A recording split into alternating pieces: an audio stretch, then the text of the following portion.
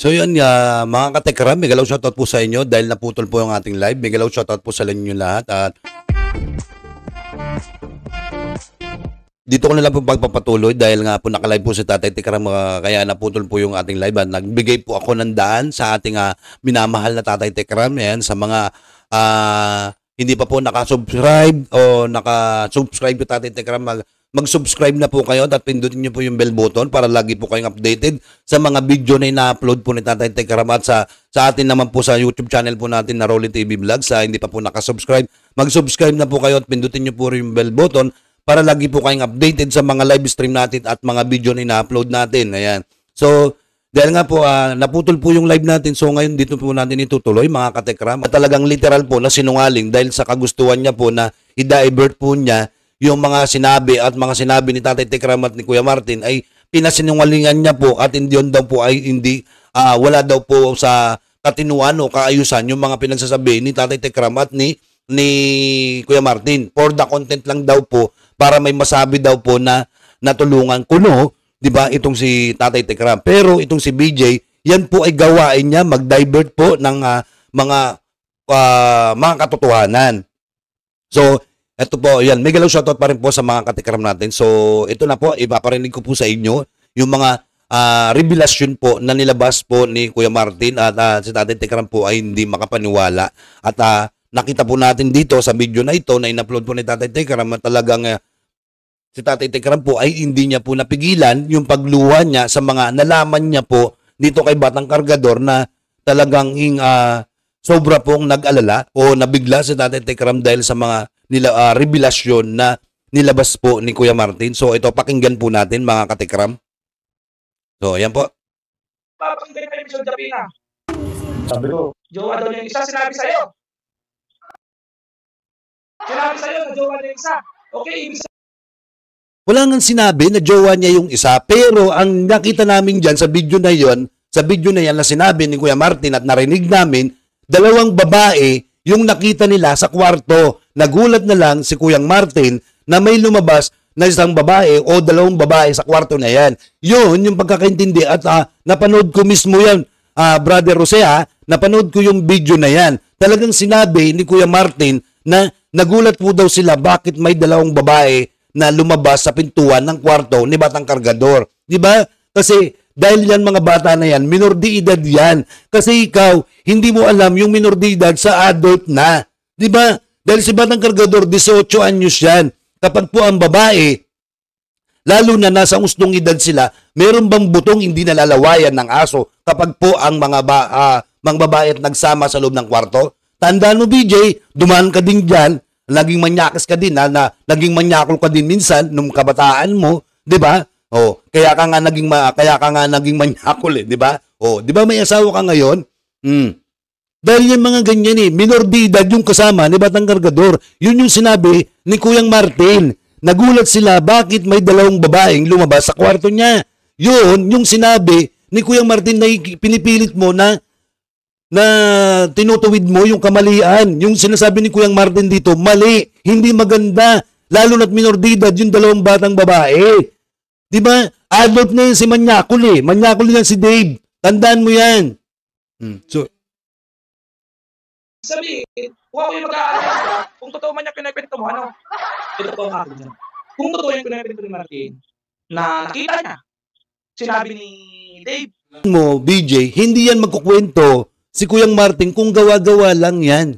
Kaya nga siya nagkwento dahil niya nakita at naramdaman niya, narinig niya, nakita niya, nandun siya noong mga panahon na yon. Hindi mo ba alam yun?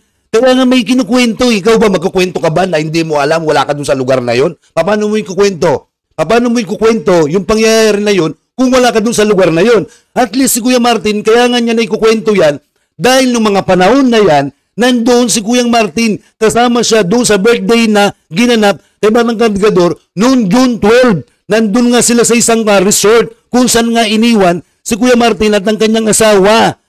Hindi mo ba alam yung BJ?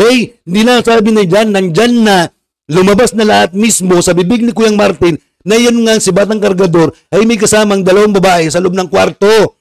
At iniwan pa nila sa resort at si Kuya Martin. Di ba?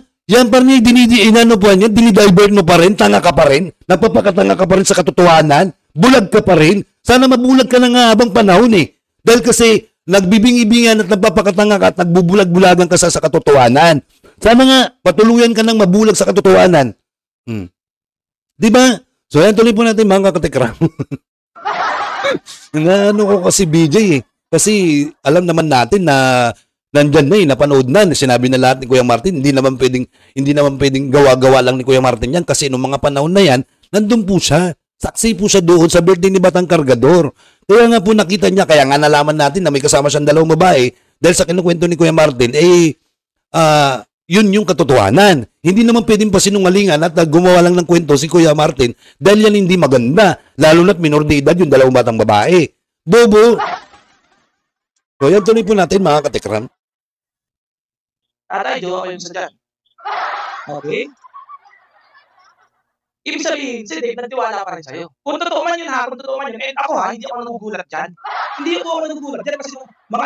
Paano siya nagtiwala? Nung sinabihan nga sa pinangaralan nga siya, na yung sinabi niya, hindi tama yung ginagawa mo. O, di ba? Anong sinabi ni Kuya Martin?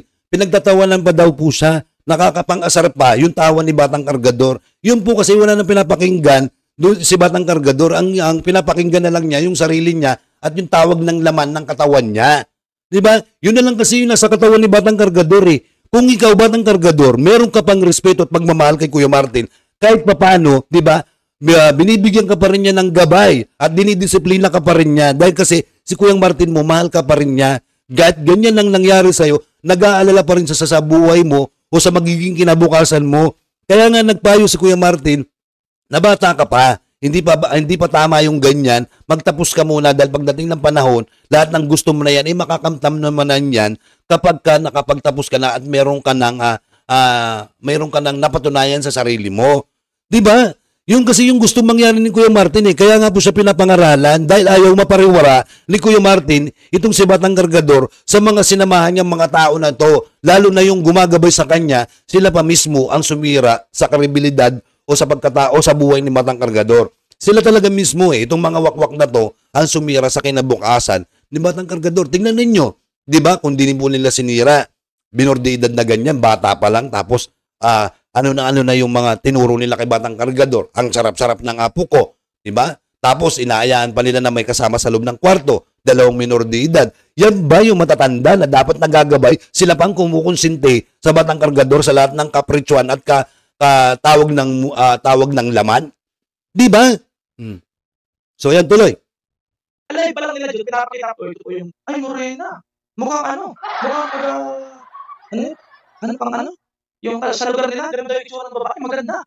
Bagay daw sila, hindi. At least, sinabi lang naman ni Tito John, ni Tek John, na maganda yung at sa Tek John, ay kinaano lang naman niya na umahanga sa doon sa bata, na doon sa babae. Hindi niya mismo na sinabi na matulog kayo doon sa loob ng kwarto. Si Batang Kargador, anong ginawa niya? May kasama siyang dalawang babae na minor de edad pa sa loob ng kwarto, bobo. Diba? Yan kasi ugali kasi ninyo, asal ninyo. Mga basura kasi yung mga ugali ninyo eh. Puro kamunduan lang ang alam nyo. Diba? Inaayaan nyo si Batang Kargador sa kapritsuhan niya. Yun yung ano mo. Dapat ang itama mo yung Batang Kargador. Gabayan mo sa tamang landas. Hindi po puro yung kawalang yaan. Pare-pares kasi kayong mga walang utang na loob, mga basura, mga tanga kasi kayo. Hindi ako nagugulat dyan sa mga kwento ninyo, Martin. Hindi ako nagugulat dyan. Ang akin po nakita dyan, doon sa time na paano kang magugulat? Hindi ka naman talaga magugulat kasi dinadivert mo. Pinasisunungalingan mo lahat ng sinasabi ni Kuya Martin. Paano ka magugulat? Ganun yung mga tao na walang dignidad sa sarili dahil alam naman niya yung katotohanan pero dinadivert ninyo. Hindi naman namin sinabi sa iyo na magulat ka eh. Pero ang katotohanan dito, kasiraan na ni Batang Kargador, dinadivert mo pa. Di ba? Kinukonsinti mo pa yung ginawang kawalang yan, gawa ni Batang Kargador na matulog na may kasama dalawang batang babae sa loob ng kwarto. Bobo ka. Konsentidor kayo kasi sa mga katangahan at kagaguhan ni Batang Kargador. Birthday yun, okasyon yun. Kung ano yung iniinom ni Dave, pwede ba pakidescribe kung yun ba ay wine o... Natural. Birthday yun ni Batang Kargador. Noong time nga, di ba, may kumalat na video, ay kumalat na picture noon na itong si Batang Kargador ay lasing na lasing noong time na yun, noong birthday niya.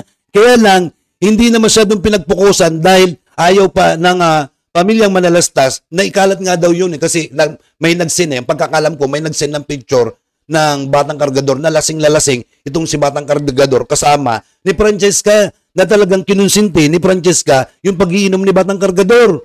Kung si Tatay Tekram nga, hindi nila kinukonsente kung ano yung ginagawang kamalian sa buhay ni Batang Kargador. Dinidisiplina nila hanggat maaari, dinidisiplina nila sa maayos. Hindi kagaya ninyo, dinidisiplina ninyo sa kagaguhan.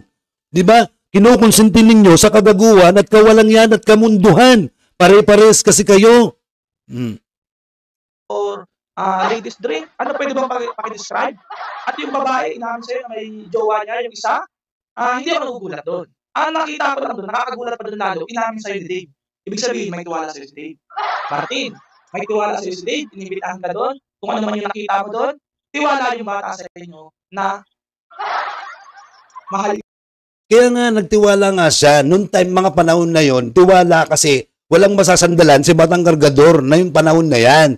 Kaya nga nandiyan sa pamilya kay Kuyang Martin eh. Dahil wala siyang masisilungan, dito siya pumunta kay Kuyang Martin. At least si Kuyang Martin may paggabay at ginabayan si Batang Kargador sa maayos. Kaya nga tingnan nyo si Batang Kargador. Kung wala ba si Martin, kung wala ba si Tatay Tekram at si Kuyang Martin, mayroon ba kayong makikilalang Batang Kargador na ganyan, na walang yan, na walang utang na loob? Bobo ka? Niyo siya, kung ano man yung nakita niyo doon lang yun. Okay? Kaya naman pala nahihiya ka sana magpaliwanag kanina. Okay, balik tayo sa video. Nahihiya si Kuyang Martin nung nahihiya siya na nagsabi kay Tatay Tekram, nahihiya po siya dahil kasi nung mga panahon na yon. Diba? Alam naman po natin yan eh. Nung mga panahon po na yon, na si Kuyang Martin po nandun siya, doon sa birthday ni Batang Kargador. Yun po yung kinahihiya niya. Diba? Yun eh. Hindi mo kasi nakikita yun. At least sila, hinaamin nila sa sarili nila na nahihiya sila kay Tatay Tekram. Eh ikaw, nahihiya ka ba sa pagmumukha mo? Diba? Wala kang kahiyang kasi sa pagmumukha mo at sa pagkatao mo dahil ang alam mo lang kasi kumita ng pera at pagkakitaan si Batang Kargador. Hindi nyo siya ginagabayan sa tamang landas. Mga walang ya kasi kayong lahat. Ang bobo-bobo mo, lalong-lalo na si Daising Wakwak, walang ginawa yan kung hindi magmarites at konsintihin sa katarantaduhan si Batang Kargador. Pare-pares kayo. Okay? Tinanong niya si Dave kung alam niya ang ginagawa niya, okay? Tinanong niya si Dave. Tinanong niya, sabi niya nga ni Kuyang Martin, tama ba yung ginagawa mo? Nung sinabi yun ni Kuyang Martin, pinagtawanan lang siya. Diba? Parang inasar lang niya si Kuyang Martin kasi wala na siyang pakialam. Kasi hindi niya na nire-respeto si Kuyang Martin. Ultimo yung pagsasabi sa kanya na pagdidisiplina sa kanya ni Kuyang Martin, wala na siya. Pinagtawanan pa niya si Kuyang Martin. Yan yung taong walang utang na loob. Diba? Kung hindi dahil kay Kuyang Martin, hindi niya rin makikilala si Tatay Tekram. Sabi ko, minor yan. Minor? Diba sinabi pala ni Kuyang Martin na minor yung mga yan. Pero anong ginawa niya? Pinagpatuloy pa rin niya yung katangahan niya. Diba? Natulog pa sila sa loob ng kwarto na dalawa yung babaeng kasama niya na minor de edad. At least, nandun pa rin yung malasakit ni Kuyang Martin. Hindi kagaya ninyo, wala kayong malasakit sa bata na to eh. Sabi ko sa kanya. Bakit magkapatong ba? Martin? Bakit? Porkit ba na hindi na kita magkapatong eh? Pangit na ba sa inyo? Di ba? Hindi yun. Hindi doon binabase. Ang sinasabi ni Kuyang Martin dito, minor de edad yung kasama mo sa loob ng kwarto. Hindi naman sinabi ni Kuyang Martin na nakita niya na magkapatong sila doon sa loob ng kwarto. Bobo. Ang sinabi ni Kuyang Martin, minor de edad yan, hindi tama yung ginagawa mo. Yun yung sinabi ni Kang Martin. Diyos ko, BJ, wala ka na bang alam kung hindi i-divert at pasinungalingan lahat? And remember, Martin, mga teenager yun, Martin. Remember, Martin, di ba? Ikaw na mismo, naglaba sa bibig mo, remember, mga bata yan, minor de edad. Nandun nga eh, yung sinabi nga ni Kuyang Martin, mga bata pa yan, hindi tama yung ginagawa mo, minor de edad yung mga yan. At least si Kuyang Martin, nakita niya yung makahinat na niyan. Dahil minor de edad nga yung dalawang batang babae. Kasi kayo wala eh, bulag kasi kayo sa katotohanan. Dalawang babae ang nasa loob. Isa lang yung lalaki kung sinasabi mo, kung totoo yung sinasabi mo. Grabe mo, matinig pala si Dave. Dalawang babae. Ang lagay ko naman ay... namin mo na manyakol itong si Batang Kargador. Kasi sabi mo, matinig si Batang Kargador eh. Diba? Dalawang babae yung kasama niya. Hinamin mo mismo, lumabas mismo sa bibig mo, matinig at manyakol si Batang Kargador. Diba? Ay, kaya nga dalawang babae yun. Kasi wala namang gagawin milagro yun doon. Kasi nga, dalawang babae. Bakit? Alam mo ba kung natsulob na sila ng kwarto? Diba? Alam mo ba kung may galagawa na silang milagro doon? Bakit alangan nila sasabihin nila, BJ, Kuya BJ, pumunta ka dito, may ginagawa kami ng milagro. Bakit sasabihin ba sa iyo ni Batang Kargador yun? Tanga, bobo. Hindi gagawin yun, hindi sasabihin ni Batang Kargador yun. Na sasama ka dito, punta ka dito, may ginagawa kaming milagro dito. Nagbabay-bahayan kami. Diba? O, sino yung tatay, sino yung nanay, bahay-bahayan nga, yung tinatawag doon. Alangan naman sasabihin niya sa'yo. O, bobo ka BJ, pinagdaanan mo yan. Pag pumasok ang babae sa loob ng kwarto, di ba? Walang butong, hindi nalalawayan ng aso. Ganyan yun, BJ. Kasabihan natin yan ng mga Pilipino. Tsaka ako mag-iisip na talagang milagro kung dalawa lang sila. Kung dalawa lang sila, alam na alam ni Batang Kargador yan kasi nanonood siya ng pornic. Alam niya po yung threesome. Alam niya yan eh. Napanood niya yan eh. Nakikita niya yan sa mga pinanonood niyang pornic. Di ba? Alam niya yung threesome na yan eh. Kaya nga gusto niya sigurong gawin dahil napanood niya at nakita niya na yan sa pornic. Di ba? Gusto siguro niyang gawin, ma-experience yung threesome. Alam naman namin si Batang Kargador, manyakol eh. Kaya nga, di ba, nahuli nga siya ni Tatay Tekram na nanonood ng ganyan. Tapos pinidinay mo pa, tanga ka, bobo ka talaga, BJ. Pwede iisip mo na minor yan, ganyan. Ha? Pwede yun. Nakatungo lang si Ramin? Nakatungo siya? Parang lungkot sa narinig niya, although alam naman niya. Oo. Talagang nakatungo lang si Tatay Tekram kasi nga nalulungkot siya dahil sa mga nalaman niya o na sinabi ni Kuyang Martin na hindi niya akalain na ganyan na pala ang nangyari kay Batang Kargador na pariwara na ng gusto yung sarili niya, yung buhay niya. Kaya nga umiiyak si Tatay Tekram, naiiyak po siya dyan. Diba? Masama ba na mag-alala si Tatay Tekram? Diba? Nag-aalala pa rin siya. Nabigla nga siya. Kaya nga siya naluwa o naiiyak dyan. So tuloy. Yan? Ilang beses kasi nabiyan. Tawanin ako. Ngayon lang. Tatawa lang. Kuyang Martin, kahit anong gawin mo dyan, kahit na ilang beses mo pagsabihan si Batang Kargador, wala nang papasok sa kokote niya. Kasi ang papasok sa kokote niya, yung mga wakwak na kinukonsinti siya sa mga kamunduhan. Kaya kahit anong gawin mo, Kang Martin, pag pinagpayuhan mo yan o inanom mo yan na pinagpayuhan mo siya, pagtatawanan ka lang talaga niyan. Kasi nga, sarado na yung utak niya pagdating sa pangaral na ginagawa ninyo ni Tatay Tekram.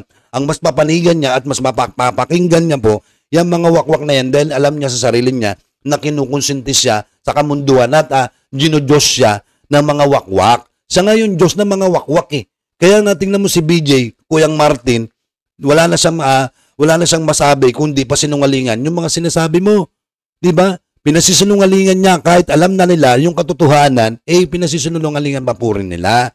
Kawawa naman si Batang Kargador, nabubuhay sa kasinungalingan at kamunduhan. Dahil pagdating ng araw po, kawawa yung buhay niya. Wala nang maayos sa buhay niya. Tapos, yung tawa niya parang pumasar pa. Di ba?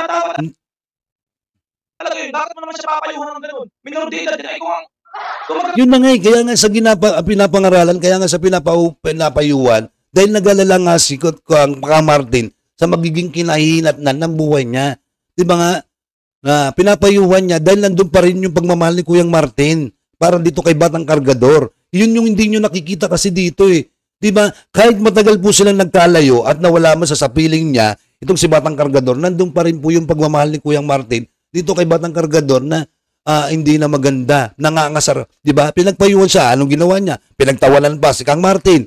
Yan ba yung bata? Yan ba yung tao na ginudiyos ninyo, kinukonsintin nyo? 'Di ba? Hindi nga marunong tumanaw ng utang na loob kay Kang Martin kahit man lang sana dito, 'di ba?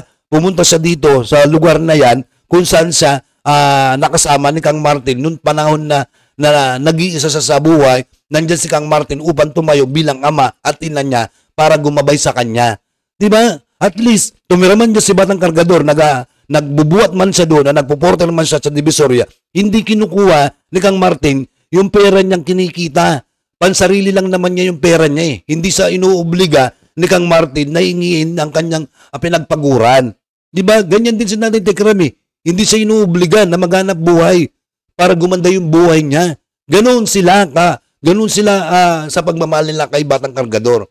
Eh kayo, inuobligan ninyo si Batang Kargador. Pinanlilimos nyo nga eh. Pinanghihingi nyo kagad ng aginaldo eh. Pamasko eh.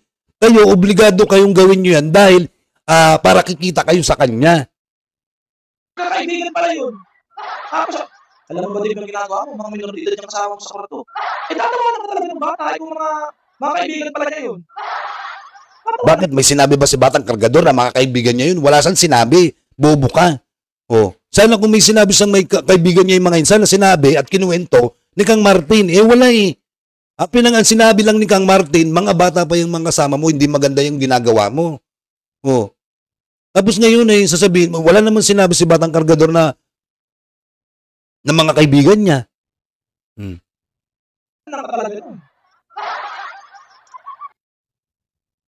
Best friend pala yun. Best friend nung isa yung babae, mag-best friend. Hindi normal na nag-aaral pa, may pinapatabi na kayong babae. Anong pagpapalaki ang gina? Tama po. Paano mo nasabi pinapatabi? Tama po. Hindi po talaga normal na bata pa tapos may minor de edad na pinapatabi. Yung may minor de edad na dalawang batang babae, minor de edad, tapos pinapatabi at inayaan nila na kasama ni Batang Kargador na matulog sa loob ng kwarto. Hindi po maganda, hindi normal. Diba? Parehas pa pong bata yan. Pwede pong makasuhan si Batang Kargador, lalo na't minor de edad yan. Diba?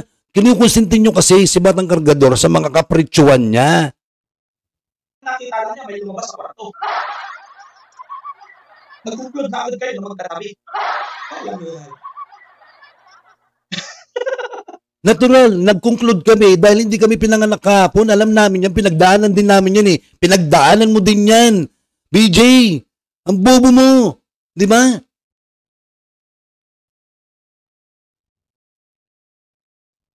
Eh, tatlo naman sila doon.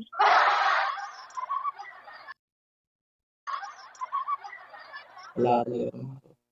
Bagay, ay pagod naman si Martin. Okay na yan, okay na yan. Saan na lang lumabas sa bibig mo? Delikado talaga. Mahirap pagkatiwalaan. Delikado talaga ang buhay ni Batang Kargador yan. Pwede siyang kasuhan ng pamilya ng mga bata na yan. Di ba? At lumabas sa bibig mo na nilaglag mo si Batang Kargador. Delikado yan. No? So yan guys, hanggang dito na lang po sa pagre-reaction natin dito kay BJ. At maraming salamat po sa inyo sa inyong suporta sa pagmamahal. Sana po suportahan po natin lagi ang mga ina-upload na video ni Tatay Tekram. Sa lahat po ng ina-upload niya po ay i-marathon at bigyan po natin ng like and share ang kanyang mga video na ina-upload at ibigay po natin ng buong-buo ang suporta natin sa kanya. At sa mga lahat po ng Katekram, maraming salamat po sa inyong suporta at pagmamahal sa aming lahat ng mga co-vlogger ko. Sa yan, kay Ma'am Michelle Japina, kay Papa Bear, kay Ballpoint Man, kay Noy PH at inyong host at si The Community. Maraming salamat po Katekram Alvin. God bless po at maraming salamat po. At si Sir JC Sak din po pala, sana suportahan po natin lagi sa kanyang mga LSO. At please i-like and share po natin lahat po ng mga ina-upload na video o live stream po ng mga co-vloggers ko. Maraming salamat po. At lalong-lalo na po kay Tatay Tekram. Sana po lagi po nyo panoorin at i-marathon yung mga video ni Tatay Tekram. I-like and share nyo po. Wag po nyong kalimutan na i-like and share at wag po kayong mag-skip ng ads. Ayan, para diyan po tayo makakatulong sa pagbimisyon po ni Tatay Tekram. God bless po. Maraming salamat po. Rolling TV, tagapagtanggol ang tama. Fake news wala yan, pruweba ang kasama. Sa bawat kwento siguradong may basehan. Hindi haka, may tunay na pinagmulan. Hawak ang kamera, dalang katotohanan. Sa bawat video walang halong kasinungalingan.